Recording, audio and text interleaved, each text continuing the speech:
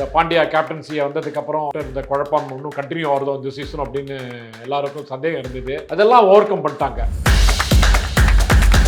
So அதே மாதிரி மும்பை இந்தியன்ஸுக்கு இப்போ வந்து எல்லாரும் பொறாமப்படுற அளவுக்கு ஆடுறாங்க. அதான் உண்மை. அவங்கள பார்த்தா இவங்களை இந்த டீமை டிஃபீட் பண்ண முடியுமா, எந்த டீம் டிஃபீட் பண்ண முடியும், எப்படி பண்ண முடியும் அப்படிங்கிற ஒரு பெரிய ப்ராப்ளத்துக்கு எல்லாரையும் கொண்டு வந்துட்டாங்கன்னு தான் எனக்கு தோன்றுறது. பும்ராவுடைய arrival to the team 5th match தான் வந்தாரா, அதுலேருந்து அவங்களுக்கு வந்து எல்லாமே சரியா வருது. அதுக்கப்புறம் ரோஹித் சர்மா ஃபார்ம், அது ஒரு பெரிய இம்பார்ட்டன்ட் சேஞ்ச் ஓவர். அவங்களுக்கு உட்காந்துட்டே இருப்பாரு, அதெல்லாம் இல்ல. இப்ப வெளியில வராரு, நிறைய பேசுறாரு. இன்ஃபேக்ட் ஒரு மேட்ச் வந்து பாண்டியா வந்து ஸ்லிப் எல்லாம் எடுத்துட்டு வந்தாரு. பவுலிங் சேஞ்ச பத்தியா என்னன்னு தெரியல, மேட்ச் பாக்கெட்ல இருந்து ஸ்லிப் எடுத்துலாம் பார்த்தாரு. ரோஹித் சர்மாவோட இந்த சீசன் ஆடுற ஆட்டம் ஒரு இந்தியாக்கே ஒரு பெரிய நம்பிக்கை கொடுத்திருக்கு. கோர்ஸ் இது T20 கேம் தான், இதுக்கும் டெஸ்ட் மேட்சுக்கும் சம்பந்தம் இல்லை. இருந்தாலும் class player like Rohit Sharma கன்சிஸ்டன்டா கான்பிடென்ட்டா ஆட ஆரம்பிச்சிட்டாருன்னா அது வந்து கேமுக்கே ஒரு பெரிய பெரிய பெரிய பிளஸ் பாயிண்ட். ஒரு ஃபர்ஸ்ட் 3 மேட்சுக்கு அப்புறம் I think they must have had a team மீட்டிங்ல பண்ணி அதை அழகா டிஸ்கஸ் பண்ணி ஒவ்வொருத்தருடைய ஜாப் என்ன, பேட்ஸ்மேன் ஜாப் என்ன, பவுலர் ஜாப் என்ன, ரோஹித் சர்மா மாதிரி சீனியர் கிரிக்கெட்டருடைய பொறுப்பு என்ன அப்படிங்கறத டிஸ்கஸ் பண்ணி நோ லுக்கிங் பேக் அப்படின்னு வாங்களே, திரும்பி பார்க்கவே இல்லை அவங்க. Win win win win win. Gaikwad 2 வருஷமா கேப்டன்சி பெரிய லெவல்ல வராதனால நமக்கு வேற கேப்டனை ட்ரை பண்ணணும்னு ஷிவன் டுபே கூட ட்ரை பண்ணிக்கலாம். ஒரு 5-6 மேட்ச் பேலன்ஸ் இருக்கு, அதை ட்ரை பண்ணிட்டு போயிருக்கலாம். பட் அவங்க வந்து ஒருவேளை தோனி ஏதாவது ஒரு மேஜிக் பண்ணுவார்னு நினைச்சாங்களோ, இல்லைன்னா தோனி வந்து எப்படி இருந்தாலும் டீமை பில்ட் பண்ணுவார்னு ஒரு நம்பிக்கை இருந்திருக்கலாம். Periyar Maniammai Institute of Science and Technology, Tanjavur. B.Tech Biotechnology with specialization in computer science and biology. மூட்டுகளில் வலியா, சிறிய மூட்டுகளில் விரைப்புத்தன்மை உள்ளதா, மூட்டின் இயக்கம் குறைந்து காணப்படுகிறதா, அறுவை சிகிச்சை இல்லா குணம், ஆயுட்கால நிவாரணம். Doctor Srivarma PCR Orthocare oil. Summer holidays வந்தாச்சு, நம்ம GT ஹாலிடேஸும் வந்தாச்சு. GT holidays, south India's #1 travel brand. Sir வணக்கம் சார். வணக்கம் சார், IPL இறுதி கட்டத்தை நோக்கி சென்றுட்டு இருக்கு. இன்னும் 2 வாரத்தில் நம்ம செமிஃபைனல் ஃபைனல்ஸை நோக்கி போயிட்டு இருக்கும்போது ஒரு டாப் 4 டீம் எந்த டீம்னே இன்னும் ப்ரெடிக்ட் பண்ண முடியாத ஒரு நிலை இருக்குது. ஏன்னா எல்லா பேருமே அந்த ஒரு ஃபஸ்ட்டு ஒரு 6 பேர் வந்து அந்த ஒரே பாயிண்ட்ஸ் 14, 16, 15 அந்த இதில் இருக்கும்போது இந்த IPL கொஞ்சம் சூடு பிடித்திருக்குன்னே சொல்லலாம். ஸோ ஃபர்ஸ்ட் ஆஃப் ஆல் மும்பையை பற்றி பேசியாகணும்னு நினைக்கிறேன். ஏன்னா அந்த டெல்லி மேட்ச்சுக்கு முன்னாடி இப்படியா ஆடிக்கிட்டு இருந்தியா, இப்படி ஒரு டீமாக இருந்தியா அப்படின்ட்டு ஒரு எல்லாருமே பேசப்பட்டோம். ஏன்னா அதுக்கப்புறம் அந்த தொடர்ந்து வெற்றி, அடுத்த 6 மேட்ச் தொடர்ந்து வெற்றி பெற்றிருக்காங்க. ஸோ மும்பை எவ்வளோ ஸ்ட்ராங்காக தெரிகிறார்? இல்லை, மும்பை இந்தியன்ஸ் ஸ்ட்ராங்காக தான் தெரிஞ்சாங்க. நம்ம டிபேட்டில் அப்படி டிஸ்கஸ் பண்ண கூட அதை தான் டிஸ்கஸ் பண்ணோம். மொதல் 3 மேட்ச் அவங்க ஆடினதை பார்த்தா என்ன பழைய ப்ராப்ளம் அவங்களுக்கு கண்டினியூ ஆகுதோ, அந்த பாண்டியா கேப்டன்சியை வந்ததுக்கப்புறம் அவங்கள்ட்ட இருந்த குழப்பம் இன்னும் கண்டினியூ ஆகுதோ இந்த சீசன் அப்படின்னு எல்லாருக்கும் சந்தேகம் இருந்தது. அதெல்லாம் ஓவர் கம் பண்ணிட்டாங்க. ஒரு ஃபஸ்ட்டு 3 மேட்சுக்கு அப்புறம் I think they must have had a meeting, team மீட்டிங்கில் பண்ணி அதை அழகாக டிஸ்கஸ் பண்ணி ஒவ்வொருத்தருடைய ஜாப் என்ன, பேட்ஸ்மேன் ஜாப் என்ன, பவுலர் ஜாப் என்ன, ரோஹித் சர்மா மாதிரி சீனியர் கிரிக்கெட்டருடைய பொறுப்பு என்ன அப்படிங்கிறத டிஸ்கஸ் பண்ணி அது அந்த டெல்லி மேட்சை அடைச்சே ரியலைஸ் பண்ணி பிரமாதமாக ஆடினதுக்கப்புறம் நோ லுக்கிங் பேக் அப்படின்னு வாங்களே, திரும்பி பார்க்கவே இல்லை அவங்க. Win win win win win. இது வந்து 6 மேட்ச் சேர்ந்தா போல வின் பண்ணுறங்கிறது 7 மேட்சா 6 மேட்ச் 7 மேட்ச் வின் பண்ணியிருக்காங்க. அதில் 6 மேட்ச் தொடர்ச்சியாக வின் பண்ணியிருக்காங்க. 6 மேட்ச் தொடர்ச்சியாக வின் பண்ணுறங்கிறது பெரிய அச்சீவ்மெண்ட்டு. என்ன எல்லாம் சொல்லுவாங்க, லா ஆஃப் ஆவரேஜஸ் வந்து ஒரு ஒரு ஒரு ஸ்போர்ட்ஸில் ஒரு 5 வின் 4 வின் 6 வின்னில் வந்தோன்னா அது ஏதோ ஒன்று டீம், அந்த டீமுக்கு ஏதோ ஐடியா ஒரு நடுவில் ஒரு இது வரும், ஓகே ப்ராப்ளம் வரும் அப்படின்னு சொல்லுவாங்க. அதுதான் வேர்ல்டு கப்லாம் அடைச்சா கூட இந்தியா கூட எல்லா மேட்சும் வின் பண்ணிட்டு ஃபைனலில் வந்து தோத்தாங்க. முதல்ல ஒரு மேட்ச் தோத்துருந்தா இது நடந்திருக்காது அப்படின்னு கூட எல்லாரும் பேசியிருந்தோம். ஸோ அதேமாதிரி மும்பை இந்தியன்ஸுக்கு இப்போ வந்து எல்லாரும் பொறாமப்படுற அளவுக்கு ஆடுறாங்க. அதான் உண்மை. அவங்கள பார்த்தா இவங்களை இந்த டீமை டிஃபீட் பண்ண முடியுமா, எந்த டீம் டிஃபீட் பண்ண முடியும், எப்படி பண்ண முடியும் அப்படிங்கிற ஒரு பெரிய ப்ராப்ளத்துக்கு எல்லாரையும் கொண்டு வந்துட்டாங்கன்னு தான் எனக்கு தோன்றது. ஓகே சார், அதான் சார் எல்லா டீம்லேயும் வந்து ஒரு 5 பிளேயர் ஒரு வின்னிங் பர்ஃபார்மன்ஸ் கொடுக்குறவா இருப்பாங்க, இல்லை ஒரு 3 பேர் வின்னிங் பர்ஃபார்மன்ஸ் கொடுப்பாங்க. ஆனால் மும்பையில் இருக்கும்போது இன்னும் அவங்க இதில் பேட்டிங் ஆர்டர் எல்லாருமே பயன்படுத்தவில்லை. அமன்தீர் ஒரு மேட்ச் நம்பர் 3 வந்து சூப்பராக ஆடினார். திலக் வர்மா நமக்கு தெரியும் அவரோட. ஆனால் அவங்களே இல்லாமல் அவங்க 200 ரன்னை ஈஸியாக அவங்களால அடிக்க போகும்போது இனிமே வர இனிமே அவங்க ஆட போகிற மேட்ச் எல்லாமே வந்து டிஃபிகல்ட்டியான மேட்ச். ஜிடி கூட ஆடுறாங்க, டெல்லி கேபிட்டல்ஸ் கூட ஆடுறாங்க, பஞ்சாப் கூட ஆடுறாங்க. 3 பேருமே பிளே ஆஃப் ரேஸில் இருக்காங்க. ஸோ அப்படி இருக்கும்போது மும்பைக்கு ஏதாச்சும் கஷ்டமாக இருக்குமா அடுத்த 3 மேட்ச்? ஜிடியோட ஆடுற மேட்ச் இன்னைக்கு ஆட போறாங்க இல்லையா, அது கொஞ்சம் கஷ்டமாக இருக்கும்னு நான் எதிர்பார்க்குறேன். ஓகே. ஏன்னா ஜிடியில் ரபாடா வந்து ஒரு 6 மேட்ச் ஆடலை. ஆமாம். ஃபர்ஸ்ட் 3 மேட்ச் ஆடிட்டு அப்புறம் 6 மேட்ச் 7 மேட்ச் ஒன்றும் ஆடலை அவர். ஆமாம். திரும்பி வந்திருக்காரு. நல்ல ஃபிட்டாக கண்டிஷனில் நல்லா ரெஸ்ட் எடுத்துகிட்டு வருவார். அது வேறு ஒரு ரீசன். பட் அவருக்கு பர்சனல் ப்ராப்ளமாக இருந்திருக்கு. அது வந்து ட்ரக்ஸ் அதான் அந்த கேஸில் மாட்டிகிட்டு இருக்காரு. அதனால் அது இருந்தாலும் கேம்னு வந்துட்டா அவர் வந்து ஒரு ரெஸ்ட் எடுத்துட்டு நல்லா ஃப்ரெஷ்ஷாக இருக்கச்சே நல்லா போடுவார் அப்படின்னு எதிர்பார்க்கலாம். ஓகே. ஸோ அது ஒரு பெரிய ஸ்ட்ரென்த்து. அங்கேயும் சுப்மான் கில் ஃபார்மில் இருக்காரு, சாய் சுதர்ஷன் ஃபார்மில் இருக்காரு. ஸோ அவங்களும் நல்ல பேட்டிங்கில் இருக்காங்க, நல்ல பேட்டிங் ஃபார்மில் இருக்காங்க. நல்ல கோச்சு அவங்களுக்கு, நல்ல இன்வால்வ்டு கோச்சு, நல்ல அப்படியே ப்ரோ ஆக்டிவ் கோச் அப்படின்வாங்களே அதேமாதிரி கோச்சு. ஆனால் இந்த மேட்ச் ரொம்ப நல்லா இருக்கும் இன்னைக்கு. அது ஒன்று பெரிய ஒரு கஷ்டமான பாதை தான் அவங்களுக்கு மும்பை இந்தியன்ஸை பொறுத்த வரைக்கும். வேற டிசியை பொறுத்த வரைக்கும் டிசி வந்து ஸ்லைடிங் இன்னி மேட்ச் நேத்தி மேட்ச்ல கிரேட் எஸ்கேப் டிசிக்கு. தலைக்கு வந்து தலப்பாவோட போன மாதிரி மேட்ச் தோத்து அந்த ஒரு பாயிண்ட் கூட எடுக்காம லூஸ் பண்ணியிருந்தாங்கன்னா ஆல்மோஸ்ட் நாக் அவுட் மாதிரி ஆயிருப்பாங்க. அடுத்த 3 மேட்சும் ஜெயிக்கணுங்கிறது ஒரு கண்டிஷன்லாம் ரொம்ப, அதுவே ஒரு டென்ஸ் சிச்சுவேஷன். நமக்கு எல்லாமே கேம், எல்லா ஸ்போர்ட்ஸுமே sports and games are in mind அப்படின்வாங்க. அதுவும் கிரிக்கெட்டில் ரொம்ப ஜாஸ்தி. அது அந்த ப்ரெஷர் வந்துட்டாலே கீ பிளேயர்ஸ் கூட, பெரிய எக்ஸ்பீரியன்ஸ் பிளேயர் கூட சமயத்தில் யாரை மிஸ்டேக் பண்ண ஆரம்பிச்சிருவாங்க. ஸோ மும்பை இந்தியன்ஸை பொறுத்தவரைக்கும் இன்னி மேட்ச் கொஞ்சம் டஃப்பு. ஓகே. இன்னி மேட்சை ஜெயிச்சிட்டாங்கன்னா தேல் மேஸ் ஆல்மோஸ்ட் டச்சிங் தி நாக் அவுட். இதுதான், அதெல்லாம் ஒன்றும் பிரச்சனை இல்லை. ஓகே. ஸோ மும்பை இந்தியன்ஸ் இப்போ இருக்கிற ஃபார்மில் எனக்கு ஒன்றும் அவங்க வந்து இதுக்கு மேலே திருப்பி தப்பு பண்ணி கீழே விழுவாங்கங்கிறத நான் நம்பலை. ஓகே சார், மும்பை இந்தியன்ஸ் சொன்னாலே அந்த ஒரு பாரம்பரியம் இருக்கும். எப்பயுமே வந்து அந்த டீம் ஒன் ஃபேமிலின்னு சொல்லி எல்லாம் செலிப்ரேட் பண்ணுவாங்க. அது மாதிரி பும்ரா எப்போ உள்ளே வந்தாரோ அதுக்கப்புறமே அவங்க புது டீமாக தெரிஞ்சாங்க. ஏன்னா பும்ராவோட பவுலிங் பெர்ஃபார்மன்ஸாக இருக்கட்டும் ஏறிக்கிட்டே போயிட்டுருக்கு, நல்லா ஃபார்முக்கு திருப்பி வந்துக்கிட்டு இருக்கிறார். ஸோ பும்ரா அந்த யூனிட், ஏன்னா போல்ட்டை நம்ம பவர் பிளே பவுலர்னு பார்க்கும்போது டெத் ஓவரில் சூப்பராக யாக்கர் போட்டுக்கிட்டு இருக்காரு. அண்ட் தீபக் சகர் ஸ்லோலி கம்மிங் பேக் அந்த ரிதம்க்கு வந்துக்கிட்டு இருக்காரு. அண்ட் எல்லாருமே பெர்ஃபார்ம் பண்ணுறாங்க. ஹர்திக் பாண்டியா பவுலிங் போட்டால் விக்கெட் எடுக்கிறாரு. ஸோ பவுலிங் யூனிட் எப்படி இருக்குது சார்? தான் நீங்கள் சொன்ன மாதிரி பும்ராவுடைய arrival to the team 5th match தான் வந்தாரா? ஆமாம். அதுலேருந்து அவங்களுக்கு வந்து எல்லாமே சரியாக வருது. நீங்கள் சொன்னது சரியான பாயிண்ட்டு. அதுக்கப்புறம் ரோஹித் சர்மா ஃபார்ம், அது ஒரு பெரிய இம்பார்ட்டண்ட் சேஞ்ச் ஓவர் அவங்களுக்கு. கண்டிப்பாக ரோஹித் சர்மா அந்த ஓப்பனிங் பார்ட்னர்ஷிப் 2 பேரும் 3 மேட்சாக சர்தாப்போல் ஆடுறாங்க. அதனாலே ஈஸியாகிடுறது சுச்சுவேஷனு. 80 ரன்னு 90 ரன்னு பவர் பிளேயில் 60 ரன் 70 ரன்னு 10 ஓவரில் 90 ரன்னு 100 ரன் அப்படின்னு வந்துடுறாங்க. ஆல்மோஸ்ட் நோலா சிலர் 1 விக்கெட் லாஸில் தான் இருக்காங்க. ரிக்கில்டனும் ரொம்ப நல்லா ஆடுறாரு. 2 பேருமே நல்ல ஸ்ட்ரைக் ரேட்டில் ஆடுறாங்க. அதனால பெரிய அது அட்வான்டேஜ். கோர்ஸ் சூரியகுமார் யாதவை பற்றி தெரிஞ்ச விஷயந்தான். அவரை பற்றி ரொம்ப நம்ம சொல்லணும்னு அவசியம் இல்லை. முதல்ல கொஞ்சம் ரிதம் இல்லாத மாதிரி இருந்தார் ஃபர்ஸ்ட் 2-3 மேட்ச்சு. அதனால தான் அவங்களால ரொம்ப நண்டிக்க முடியல. அவரும் ஃபார்முக்கு வந்துட்டார். Pandya match winner, game changer in bowling, batting, even ஏதாவது பிரில்லியன்ட் கேச்சஸ் கூட பிடிக்கக்கூடியவர். அதை பற்றி தெரியும். அவருடைய கேப்டன்சி மேலே தான் ஒரு கொஸ்டின் மார்க் இருந்தது. ஆமாம். போன வருஷம் லாஸ்க்கு அப்புறமும் இந்த வருஷமும் ஃபஸ்ட்டு 3 மேட்ச் லாஸ் ஆனதுக்கப்புறம் ரொம்ப பெரிய கொஸ்டின் மார்க், எங்கேயாவது மாற்றுவாங்களோ அப்படின்னு கூட ஒரு பெரிய சந்தேகம் இருந்தது. அதெல்லாம் ஓவர் கம் பண்ணிட்டார் அவர். அதுக்கு காரணம் அவங்க டீம் மேனேஜ்மெண்ட்டுடைய ஒரு ஈஸி, அவரை ரொம்ப ப்ரெஷர் பண்ணாமல் அதே சமயத்தில் கோச் வந்து கொஞ்சம் ஸ்டெப் இன் பண்ணி, நீங்கள் பார்த்தீங்கன்னா ஒரு 3 மேட்சுக்கு அப்புறம் ஜெயவர்தனை வந்து உட்காந்துட்டே இருப்பார். அதெல்லாம் இல்லை, இப்போ வெளியில் வராரு, நிறைய பேசுகிறாரு. இன்ஃபேக்ட் ஒரு மேட்ச் வந்து பாண்டியா வந்து ஸ்லிப்பெல்லாம் எடுத்துன்னு வந்தார். பவுலிங் சேஞ்சை பற்றியா என்னன்னு தெரில, மேட்ச் பேக்கெட்லேருந்து ஸ்லிப் எடுத்துலாம் பார்த்தாரு. அந்த அளவுக்கு ஒரு கோச் இன்வால்மெண்ட் வந்துட்டாலே கேமில் வந்து ஒரு கேப்டனுக்கும் ஒரு கான்ஃபிடன்ஸ் வந்துடும். கண்டிப்பாக. அவருக்கு ஒரு நம்பிக்கை இல்லாமல் இருந்த 3 மேட்ச் தோற்றதுக்கு அப்புறம் நம்பிக்கை இல்லாமல் இருந்த சுச்சுவேஷனை கம்ப்ளீட்டாக மாற்றி விட்டுட்டாங்க. ஓகே. அது நல்லா ஹேண்டில் பண்ணிருக்காங்க team management. So hats off to team management, particularly Jayawardene and other supporting staff. Sir கண்டிப்பாக ரோஹித் சர்மா நம்ம ஐபிஎல்ல பார்த்தாலே வந்து ரோஹித் சர்மா ஐபிஎல்ல ஒரு பெஸ்ட் பிளேயரான்னு கேட்டால் பெஸ்ட் கேப்டனாக எல்லா வருஷமும் இருந்திருக்கார். பட் பெஸ்ட் பிளேயராக, ஓப்பனர், பேட்ஸ்மேனாக அவர் ரன் பெருசாக அடித்ததில்லை. இந்த வருஷம் புது ரோஹித் சர்மா தெரியுது. ஏன்னா அவர் வந்தாலே வந்து இறங்கி அடிப்பார், அடித்தா அடிப்பார், இல்லைன்னா அவுட் ஆகிட்டு போயிடுவார். அப்படி இருந்த ரோஹித் சர்மா இந்த தடவை சிக்ஸ் அடிக்காமே 4 அதிகமாக அடிக்கிறாரு. ஒரு 6 அடிச்சோடனே சிங்கிள் ஆடுறாரு. அது மாதிரி ரோஹித் சர்மாவை நம்ம பார்த்து ரொம்ப வருஷம் ஆச்சு ஐபிஎல்ல. ஸோ புதுசாக ரோஹித் சர்மா ஏதோ தெரியுறாரு. ஆமாம், ரோஹித் சர்மாவோட இந்த சீசன் ஆடுற ஆட்டம் ஒரு இந்தியாவுக்கே ஒரு பெரிய நம்பிக்கை கொடுத்துருக்கு.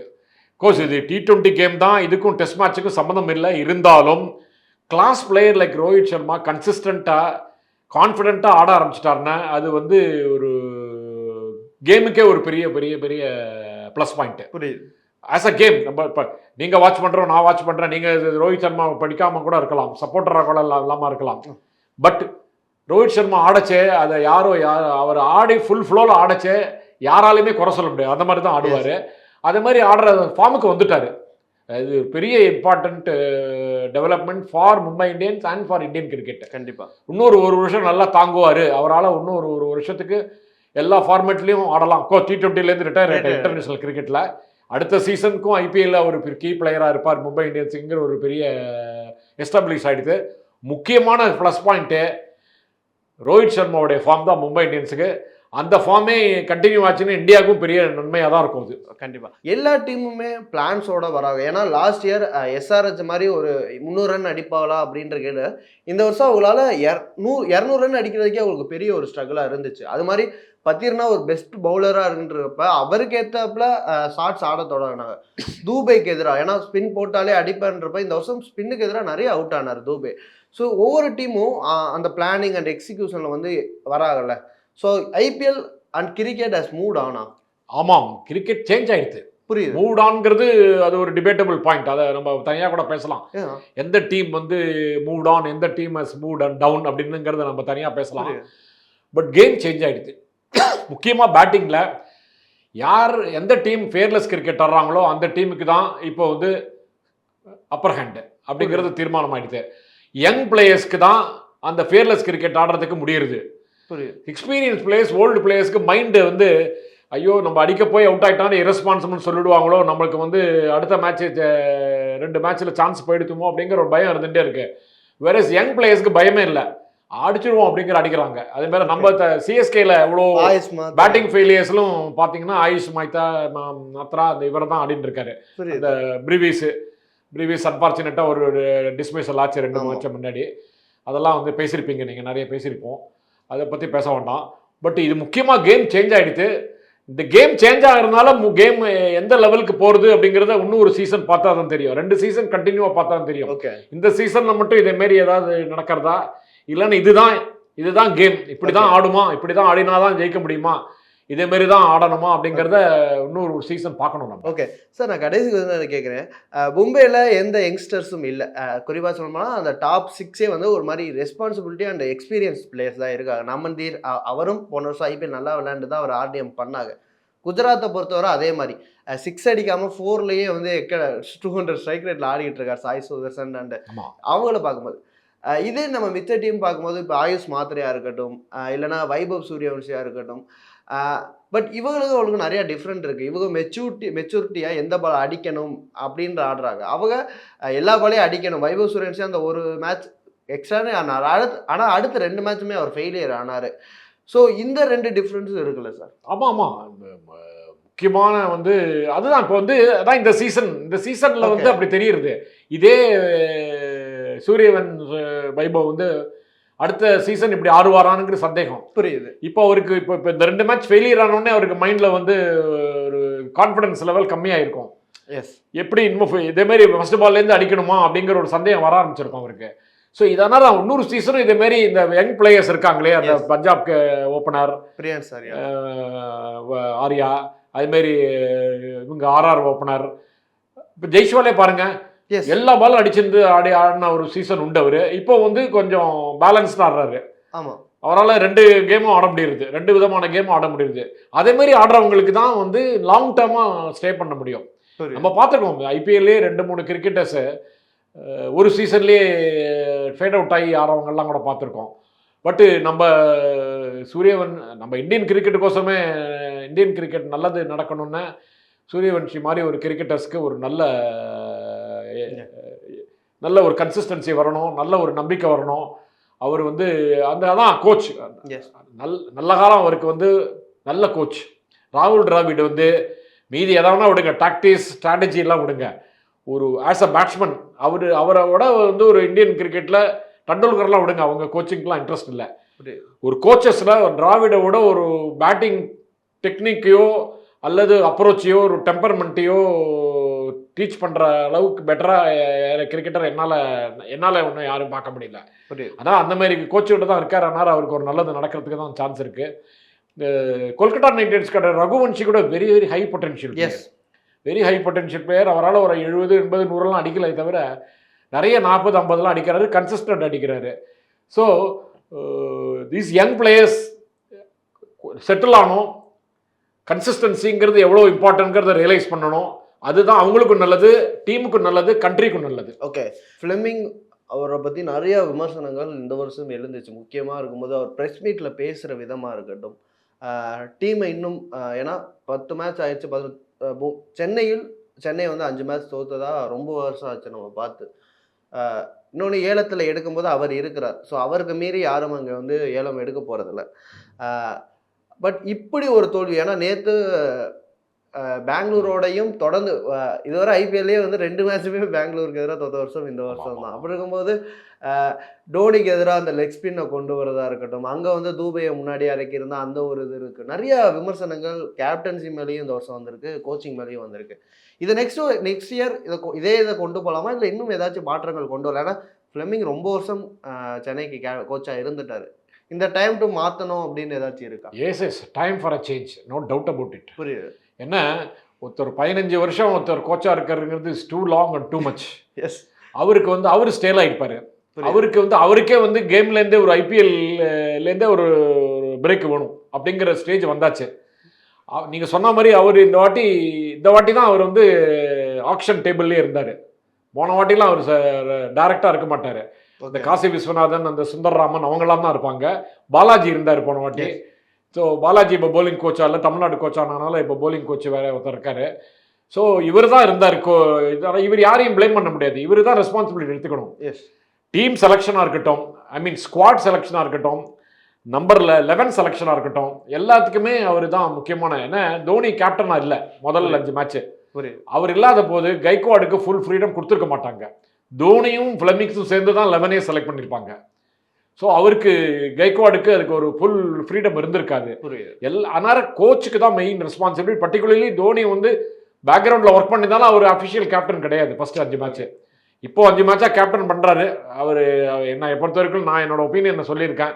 இப்போ வந்து கைக்வாடு 2 வருஷமாக கேப்டன்சி பெரிய லெவலில் வராதனால நமக்கு வேற கேப்டனை நம்ம ட்ரை பண்ணணும்னு ஷிவன் டுபே கூட ட்ரை பண்ணிக்கலாம். ஒரு 5-6 மேட்ச் பேலன்ஸ் இருக்குது, அதை ட்ரை பண்ணிட்டு போயிருக்கலாம்.